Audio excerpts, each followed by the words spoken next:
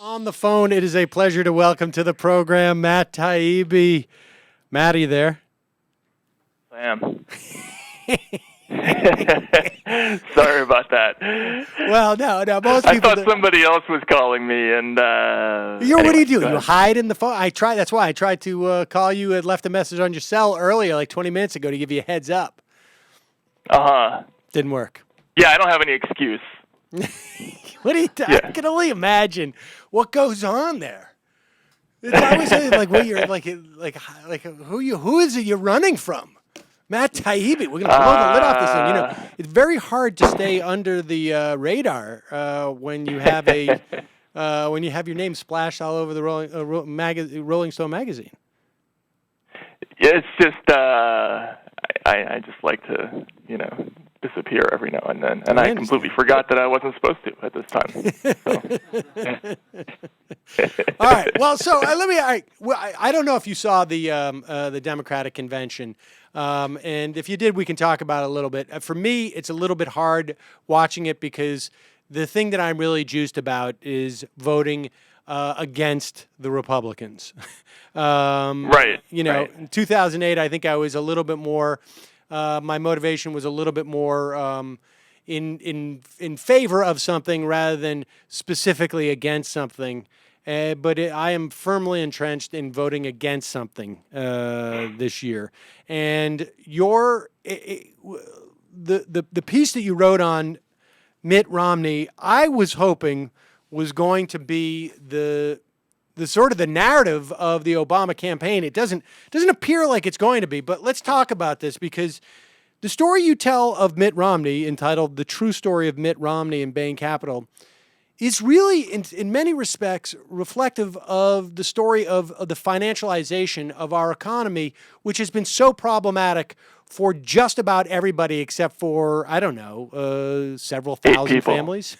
Yeah, exactly. Right, yeah, exactly. Tell us about the true story of Mitt Romney.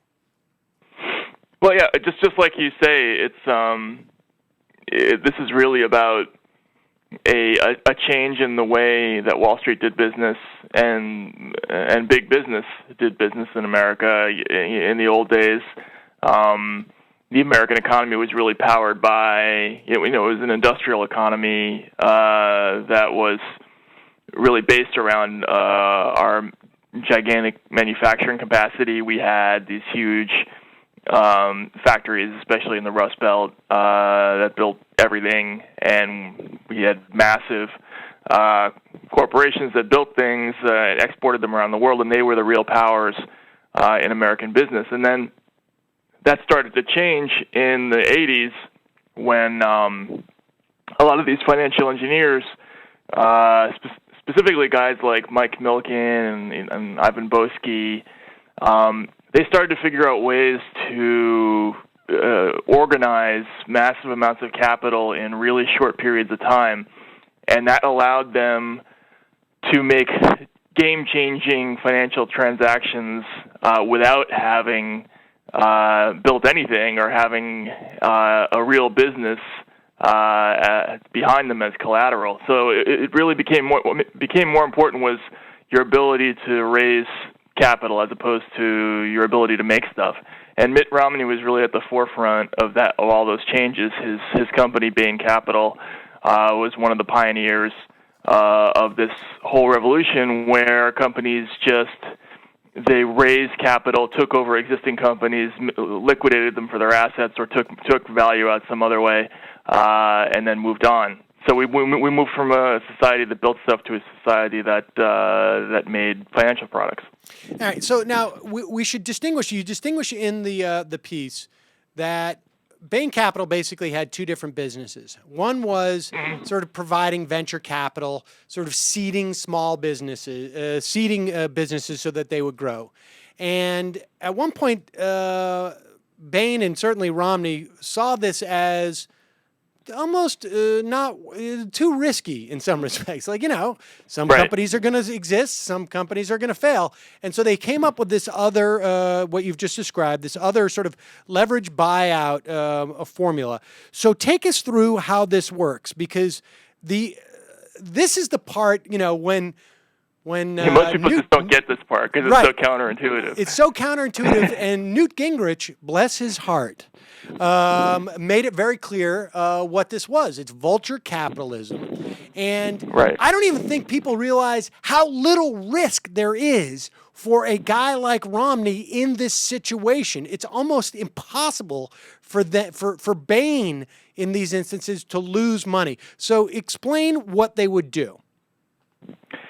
So the way this works is if you're a company like Bain and you want to take over an existing company, let's say it's KB Toys, you go out and you raise a bunch of money ahead of time. Mainly, you put down a little bit of your own money. It's kind of like buying a subprime mortgage. You might put down 5 or 10% at most. And then you go out and you finance the rest. You borrow, let's say the company's worth $500 million. You borrow $300 million of it to buy a controlling stake. And you do that by borrowing against the assets of a company you don't own yet. So when you go to a bank like Citigroup or JP Morgan Chase or Goldman, and you say, I want $300 million, can you find the investors who will get that money for me? We're going to take over KB Toys. It's not your own collateral that you're posting to get that loan. It's the collateral of KB Toys that you're posting. So you're promising to take over a company and deliver that company's assets as collateral. So you do that, you get the loan, then you buy a controlling stake. I just want to draw this out so that people understand. This is in some respects very much like a sort of almost like, I guess, a mortgage in some respects, right? I put down 10%. It's exactly like a mortgage, yeah. It's a $1 million house. I put down 10%, $100,000, and I say to the bank, "You've assessed this house. It's worth $1 million. I put $100,000 down, so there's an extra $100,000 padding essentially, and you essentially own the house if I don't make these payments." And that's what. Except that it's somebody else's house. That's the only distinction. Right. Yeah. Right. Yeah. It's I'm not going to be living in this house. Incidentally. Right. I've let the owners stay in there, and they think they're still in that house, basically. Right. And they're counting on living in that house. And so, all right. So go ahead. So they get this loan. They'll get 90% of the financing from an investment house or some other entity, and then what happens? And incidentally they call that. This is so funny. This is a funny detail. They call that financing dry powder. That's such a funny term because it's like a piracy thing.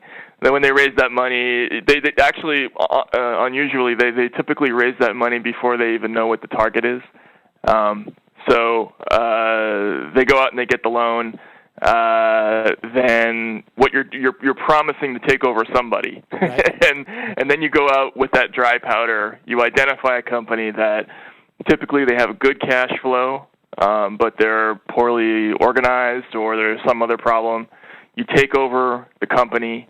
Then there's two different ways it goes. One can be a hostile takeover where the company doesn't want to be bought out. Bain didn't do any of those. Or the other way, which is where they go to the management and they say, look, we're going to pay each of you, $5 million, the top 10 managers in the company. Then you're going to go along with whatever decision we make. And then they basically just use the company as an ATM machine from that point forward. Now they own the company. They can do whatever they want with it. If the company has any credit at all, they just start going out and taking out loans and paying themselves bonuses with it. Now, they pay themselves bonuses because we're doing these management consultation. And, and the thing that people have to understand is this is a company that was not was not only not necessarily in danger of going under, there was no reason to believe that this was a company in distress, right? I mean, this is just a company where they perceived they could maximize its potential, but not one which was imminently going out of business. Right. No, you wouldn't buy it if it was unless there was some kind of mismatch situation with its assets and real estate being undervalued. You wouldn't buy a company that was going to go out of business right away anyway. And this company that's chugging along doing okay all of a sudden has literally hundreds of millions of dollars of new debt, which didn't go towards buying new machines or opening up new markets. It just went towards allowing Bain Mitt Romney to own them. Yeah. Right. Yeah, actually, they typically end up with 3 gigantic new obligations. One is the bank debt, right, which is, could be $300 million. It's an enormous sum of money. The second is the management fee. So you get the bank debt, and then suddenly you can't afford to keep all your workers anymore. So Bain Capital tells you who to fire, and for the service of telling you who to fire, you have to pay them like $5 million a year or whatever it is, or $10 million. And then the third thing is sometimes that's not enough, and the investors and Bain, they say, we'd like some more money. It's like that Beavis and Butthead thing, can you give us more money? They ask the leaders of the company to go out, and they do either they issue a dividend or they just take out a bank loan. And in the case of KB Toys, for instance, they did a $120 million quote unquote dividend recapitalization, where they issued a dividend. They borrowed like $80 million in bank loans, then they issued another $40 million in stock, and they just paid that money to Mitt Romney and his investors. So it's just like a one-time, like, we own you, we'll take this fee. If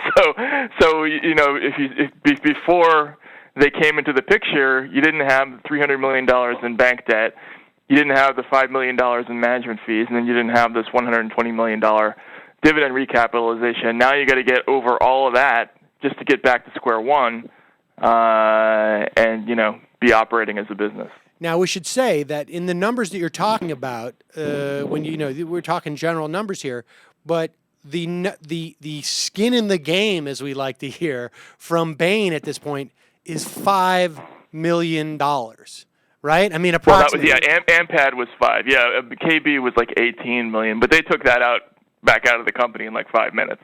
I mean, and so I think people are just sort of, it's almost impossible to wrap your head around this thing, because it is exactly what essentially the mafia would do with, like in The Sopranos. You mentioned The Sopranos in your piece just briefly, but it's exactly what happened to the early in The Sopranos with the guy with the sporting goods store. Yep. Or Goodfellas with the restaurant. Yeah. There's that great scene in Goodfellas, which to me, epitomizes exactly what private equity is all about, where they take over the restaurant, and then Paulie, the mobster, starts buying all this liquor on credit. And the narration in the movie is like, you buy a case of whiskey for $200 through the front door, you sell it out the back door for $100, and it doesn't matter. It's all profit. Even though you're theoretically taking a loss, it's the company that's taking the loss, and you're just getting $100. Right. And that's what happens with these companies. Is it smart for KB Toys while it's going through a hard time to take out an $80 million loan so that it can pay so that it can pay a dividend to Mitt Romney? Of course not. It's idiotic, but it's $80 million in profit for Mitt Romney. Now, it's so crazy. So KB goes out of business, right? Literally in this case, but also as functioning as our model. He goes out of business. So now, do they just sell off all their assets so they pay off the original loan? I mean, is that the first creditor that's in line there? Because why would people continue to give loan money to Bain to go out and do this corporate rating if these companies end up bankrupt? They typically end up getting just enough. One person described it to me as you have a patient. It's almost like the patient's going to die tomorrow, but you keep him alive for 4 years just to get enough, to suck enough blood out of him to make the transaction worthwhile. And that's kind of what ends up happening with these companies. They keep him alive by hook or crook long enough for everybody to get paid off. And like in KB's case, it was in business for 4 years before it went into bankruptcy. and its investors ended up making money on the deal. Bain ended up making, like a 600% profit on the deal. But they, if it's not inconceivable. A lot of these companies do manage to stay functional for a long time, and they get their debt service paid, but eventually they do go bankrupt, and that's it's not a good eventuality for the company. But the investors almost always get paid off. It's just, I think, I just don't think people understand that enough. And, because we hear so much about its creative destruction. What is that even supposed to mean? I mean, I get the idea that, like, well, there's some fat in the in the industry, but if the company is functioning, maybe there aren't a slew of investors who are making hand over fist money, but it is the owners of the company are making money, the workers are making money, the product continues to be put out. I don't, I just don't. Is anybody done any numbers on this supposed creative destruction that we keep hearing about, which is why these entities are so good for the economy? I think it's such an esoteric. It's such a difficult thing to quantify that they're not ever at risk of anybody ever doing it. I mean, they've tried to quantify whether or not private equity is a good investment for investors, and from what I understand, it's about average. If you were an investor and you just dumped your money into a mutual fund that that just was indexed to the Standard & Poor index or the NYSE, you'd probably make about as much money as you'd make investing in Bain Capital. But Bain makes a fortune.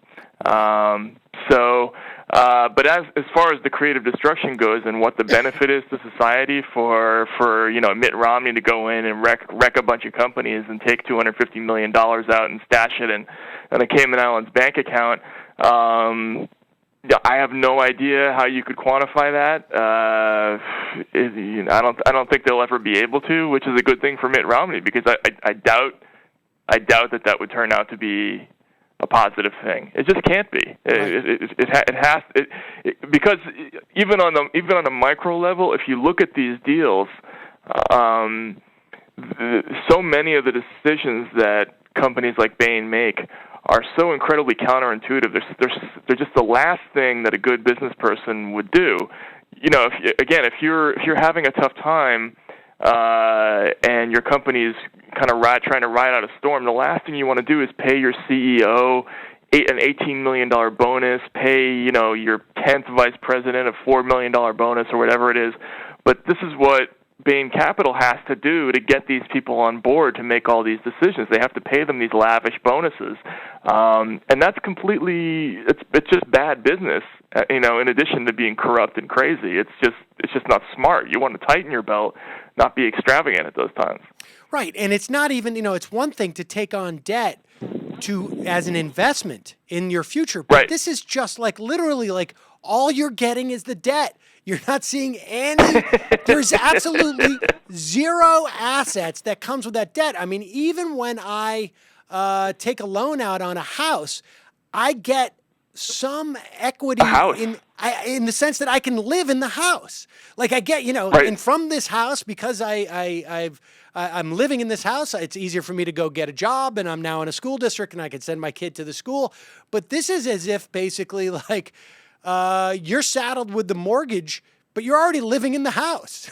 And it's just all of a sudden, I've got my house is paid off. Well, guess what? I now own the house, and you are now paying off the mortgage. Good luck with that. Right.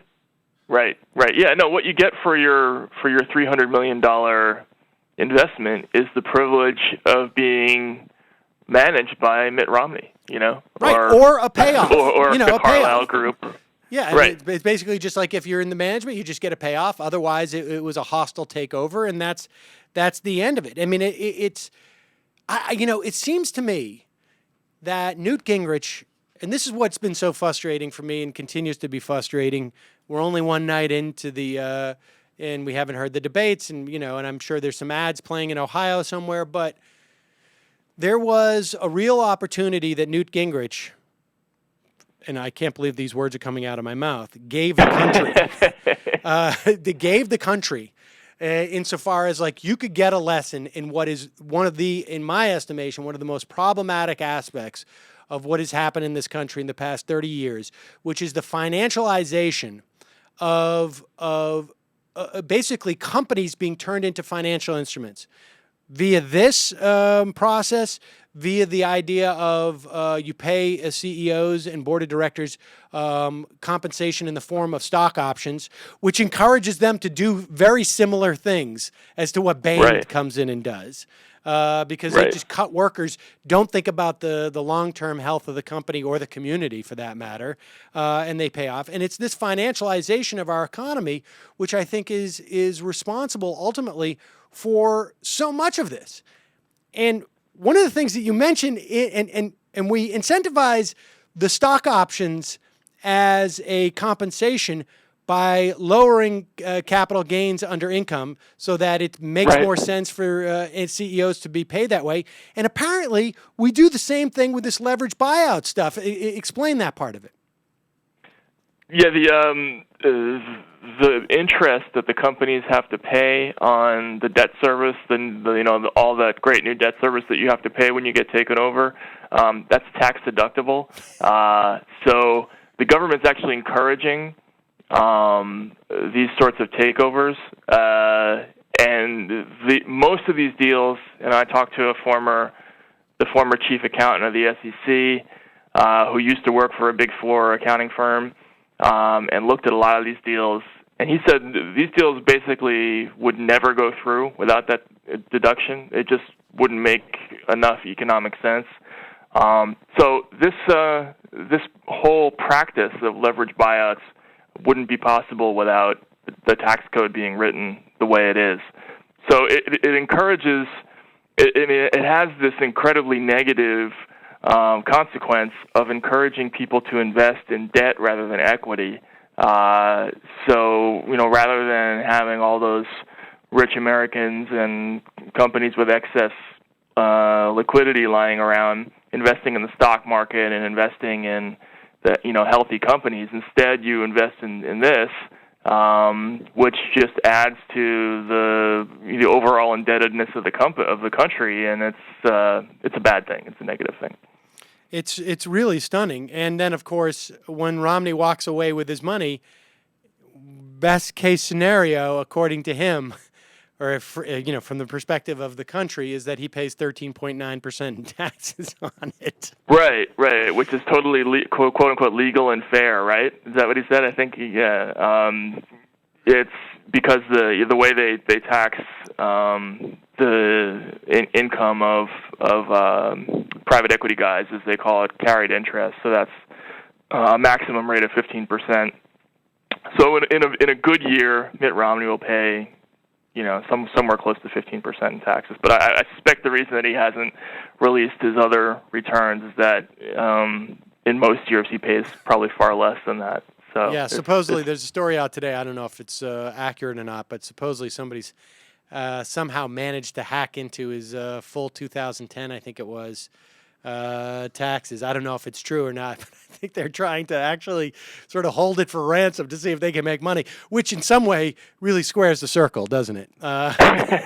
Exactly. Blackmail being the other part of the business model. Yeah, exactly.